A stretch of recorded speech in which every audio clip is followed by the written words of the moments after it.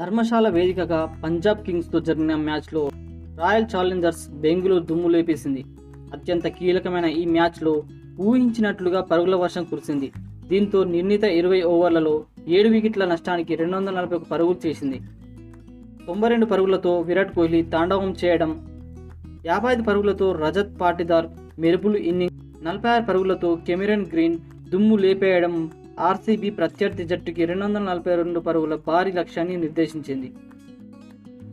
తొలుత టాస్ ఓడి బ్యాటింగ్కి దిగిన ఆర్సీబీ ఆదిలోనే 2 ఎదురు దెబ్బలు తగిలాయి. హాఫ్ టు ప్లేసిస్ 9 పరుగుల వద్ద, విల్ జాక్స్ 12 పరుగుల వద్ద వికెట్లు కోల్పోయారు. అప్పుడు రజత్ పాటిదార్తో కలిసి విరాట్ కోహ్లీ జట్టును నడిపించారు. వీళ్ళిద్దరూ కలిసి భారీ షాట్లతో మైదానాల్లో బౌండరీల వర్షం కురిపించారు. ముఖ్యంగా పాటిదార్ అయితే ఆకాశమే హద్దుగా చెలరేగి ఆడాడు. అయితే 55 వ్యక్తిగత పరుగుల వద్ద అతడు అనవసరమైన షాట్ జోలికి వెళ్లి కీపర్కి క్యాచ్ ఇచ్చి పెవిలియన్ చేరాడు. అనంతరం వచ్చిన కెమెరాన్ గ్రీన్ క్రీజ్తో కుదురుకుపోవడానికి కొంత సమయం తీసుకోగా, మరోవైపు విరాట్ కోహ్లీ ఊచకోత కోశాడు. ఎడాపెడ షాట్లతో వీరబాదుడు బాధేశాడు. కోహ్లీ ఆడుతున్నంతసేపు మైదానం మొత్తం కోహ్లీ కోహ్లీ అని నినాదాలతో హోరెత్తిపోయింది. కోహ్లీ ఆడిన తీరును చూసి సెంచరీ ఖాయమని అంతా అనుకున్నారు.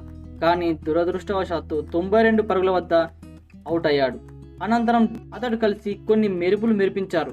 ఇది చూసి ఆర్సీబీ 250 పరుగుల మార్క్ని అందుకుంటుందని అంతా చివర్లో భారీ షాట్లు పడతాయని ఆశిస్తే ఆర్సీబీ వరుసగా వికెట్లు కోల్పోయింది.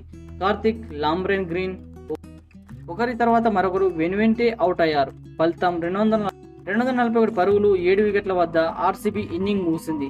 మరి 242 పరుగుల భారీ లక్ష్యాన్ని పంజాబ్ ఛేదిస్తుందా లేదా అనేది చూడాలి. ఫ్రెండ్స్, మీరేమనుకుంటున్నారో కామెంట్ బాక్స్లో కామెంట్ పెట్టడం మర్చిపోకండి. అలానే వీడియోని లైక్ చేసి సబ్స్క్రైబ్ చేసుకోవడం కూడా మర్చిపోకండి. Thank you friends.